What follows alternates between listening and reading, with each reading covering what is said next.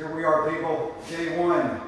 I got a lot of my tools brought up here. This is on the 3rd floor, which it is what it is. This is in this 3rd floor. This is like a big open room. There's a TV up here. It's like the hub of the 3rd floor with 2 bedrooms this way, 2 bedrooms this way, and a large bathroom, a full bathroom at each end. And we took out some store-bought bunk beds, and we're going to build some built-in bunk beds, full over full, a set here and a set here with a ladder going up the center, and this is the before. So let's get started and see how it goes.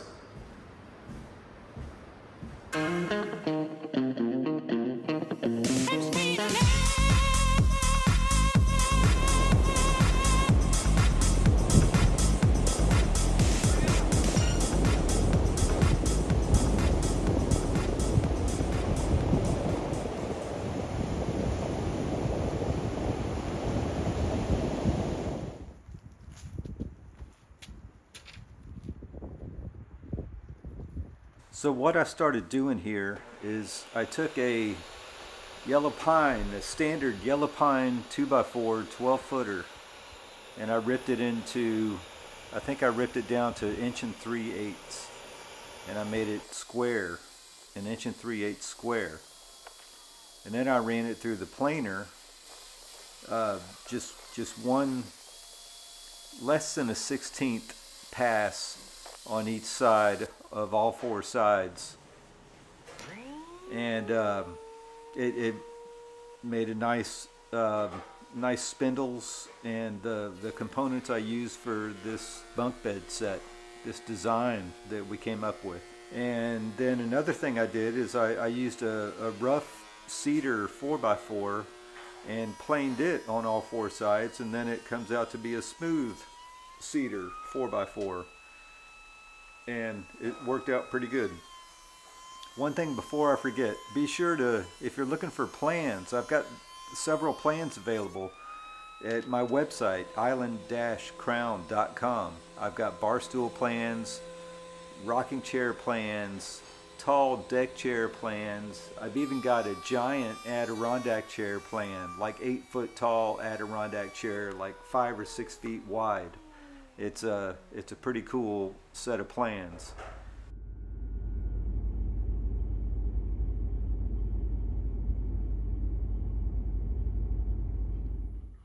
Okay, folks, end of day one on these bunk beds. I had to spend a lot of time just getting the equipment and material up here. I still got a lot of plywood. Hopefully I have too much. I've got all my equipment back inside. I was cutting outside on the 3rd floor balcony. I did some track saw cutting with the vacuum indoors. That worked really well. But I've got my 4x4 posts that were rough cedar, and I planed them down to get them a smooth edge. I put a 1/4 inch round over on there. They cleaned up really nice. The bed frame is a 2x4 frame, goes in, it's notched into the 4x4 post at the top and at the bottom. So it's completely supported. The beds line up perfectly from one across to the other. Same at the bottom.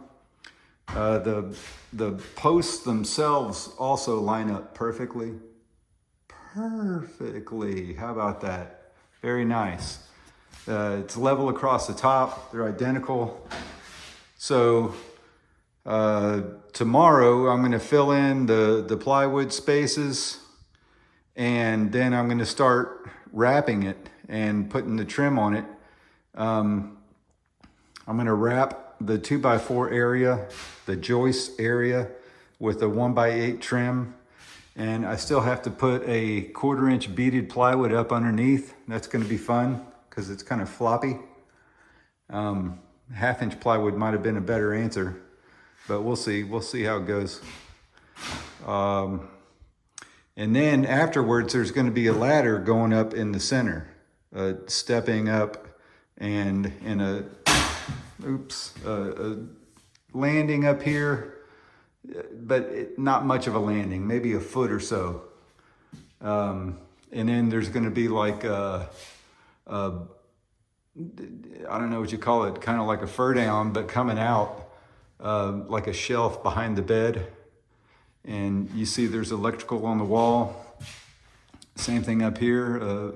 It'll be places to plug in your phones, or maybe even a small lamp or something like that. Same thing down low. There's going to be a little built-out header thing with it. We'll have a shelf and then some nice little crisscross detail across here. Anyway, it's been a long day. There's my laser, which comes in very handy to get everything perfect everywhere. So we'll come back tomorrow, set the tools back up, and go to town. I expect to have another good day tomorrow.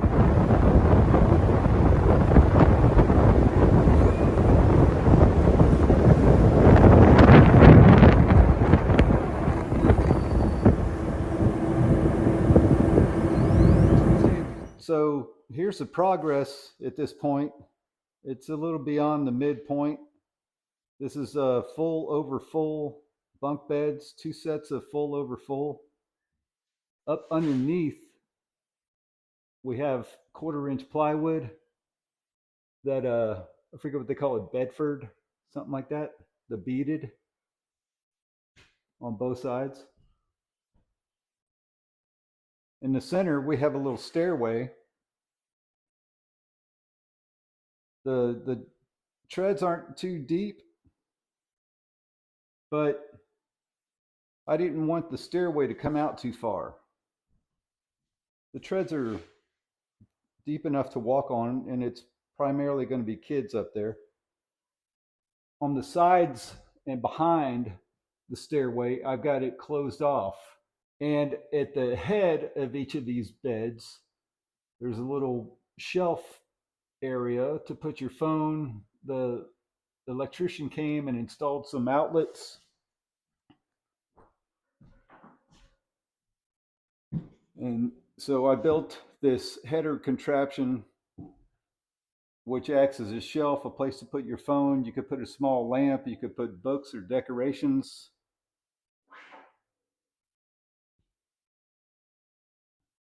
There's electricity at each bed. And what we're getting into now, well, there's a couple things going on. This detail, it's a 1x8 capped with a 1x3. I got these at Home Depot, and actually they seem pretty decent. And you can see underneath there, it's the same 1x3 vertically, just like this. This is the 1x3. You could see it over there. And then there's a spacer in between. Here's another example. You could see that 1x3, which measures about 2.5 inches, sits on top of the bed. There's a 3/4 inch spacer, and then that 1x8. And then this caps on top, flush on the inside, and it gives the bed a place to dip into, which most people prefer. And it also leaves you with about a 1/2 inch overhang. And you could see that up here with that installed. The inside corner is tight. And what's going on over here, there's going to be a crisscross pattern, and then that's going to halfway duplicate on the sides. And then we need to have an opening over to get into the bed over here. So I'm taking the main full pattern with the half pattern. I'm going to put over here a half pattern with the full pattern here, and it'll be symmetrical with that. It'll, as you go up the stairs, it will allow you enough room to get in. Plus, it'll be protective. It's going to be capped on the top with a 1x4, and it's going to be a nice look. Everything's a little bit rounded over, an 1/8 inch round over, that is. And these aren't in place, they're just resting there for now, but I'm going to put some 1/2 inch dowels through there, um, just to keep them from getting bumped around. And anyway, that's where we're at. The I think it's all good. I had to leave the bottom open. There's electricity underneath, uh, mostly just blank plates. But there is actually one receptacle down there, but I didn't want to bury it. I didn't want to. You don't bury electricity. So if someone did need to access the junction boxes, they're completely accessible. Even though that looks like a small space, I can fit under there. So I'm sure most people can, unless they're too big. Well, they could find someone who's smaller. Anyway, that's where I'm at right now. I hope to be finished with all of my detail. That's basically what I have remaining is the detail up here and cap it on, and then do the other side, and I'm done. I'm pretty sure I'm done. So that's where we're at, and I'm going to get going with today. Um, this has been a good little workstation. The weather's been cold, it's been rainy, it's been hot, all in 3 days. And you go outside, I've got my workstation, my chop saw, my miter saw with the wings set up out here. The ocean is just, I don't know, what do you call that? Quarter of a mile? It's less than that. It's like an eighth of a mile. It's like 1,000 yards, 500 yards. Nice little beach community. You got a view of the ocean out that way, and there's a view of it through here, and beach houses everywhere. So that's what we got going. Finish this up and move on to the next one.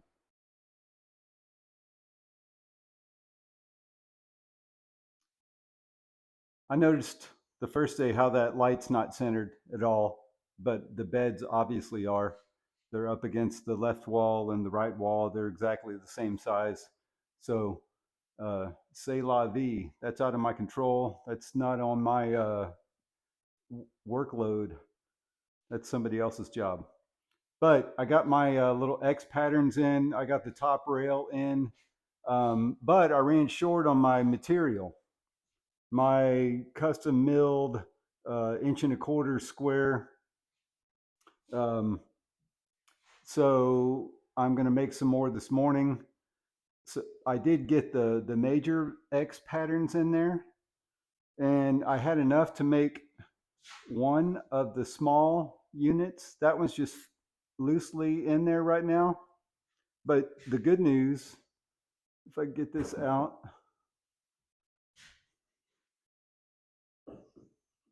the same pieces from there.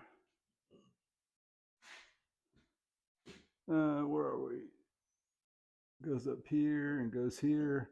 They fit pretty decent on this side. So, and that's going to be the look. The main X in the center, and then the less than and greater than signs on the outside. It's going to be the same thing over here and here and here. So that's my final step. I did a lot of the sanding yesterday. I filled a few areas. I did some sanding, routing, cleaning, and so I'm going to finish those details in the openings, and I'll be ready for the painter, who hopefully will be starting tomorrow. Okay, check you back when we're all done and everything's picked up.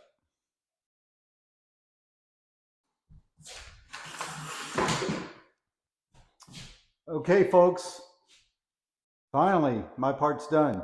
We had a few changes, but I got the rest of the half X's in.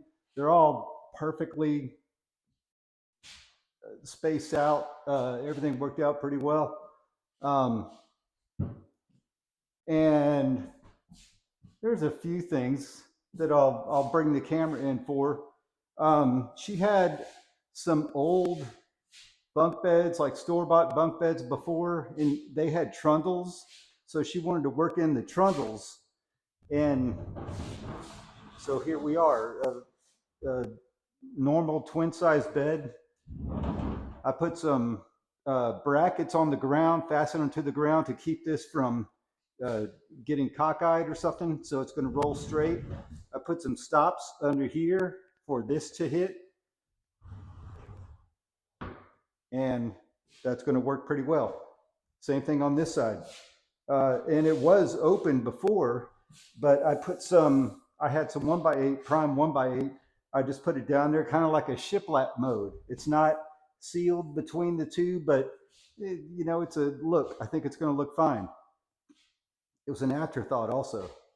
If it was the original thought, I would have done it differently. Probably a full sheet of plywood to make just a full panel or some kind.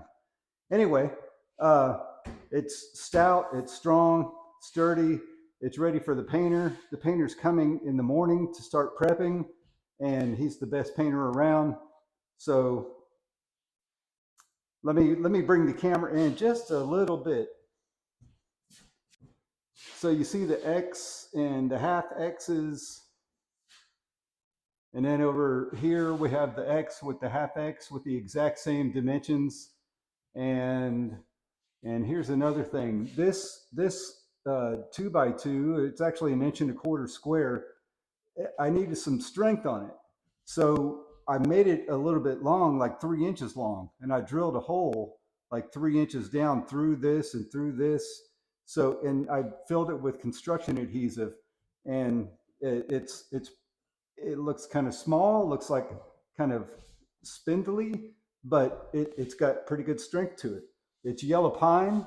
I know some people are going to frown at me for using yellow pine here, but it's going to paint up just fine. And I didn't want to. I have to go too far. I have to go probably at least 50 miles to get to some poplar, that's bigger than 3/4 inch. So anyway, that's what we got. The steps turn out nice and symmetrical. I think it's a decent look. You go up the steps, you have an opening to get into the bed, even though you got a little head clearance problem with the fur down, but it's going to work. And like I said before, there's a receptacle back there in the corner for this shelf here. Same here with this shelf, a receptacle back in the corner. For lamps or phones. You see there's like a 2.5 inch drop for the mattress to fit into. And also I take the standard mattress dimensions and I add 1.5 inches to it. That gives you a little space, little additional space for your comforter. And if you have some padding or something like that, I think it's a nice look. And if somebody wanted it flat, I would have done it flat. But this lady, I built some other bunks for another house she has, and it's she specifically asked for them to be able to tuck in like this, and I found a good way to go about doing that. Anyway, let's get the painter over here. How about that?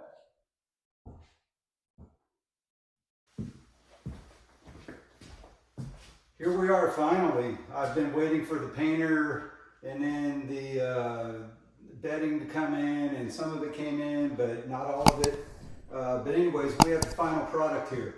We have full over full on both sides, and there's a twin-size trundle underneath that rolls out. That bedding hasn't come in yet, and that was an afterthought. That was kind of thrown at me at the last, like on the day before I was finished. Hey, can you put those trundles under there? So anyway, I think I worked it out well.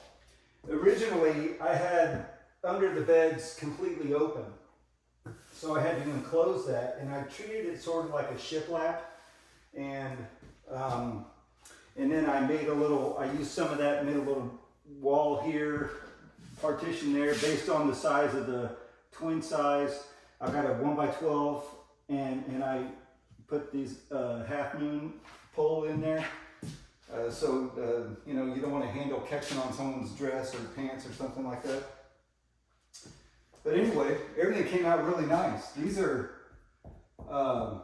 yellow pine studs, or not studs, but just 12 footers that I ripped down and planed down and put a routed edge on them.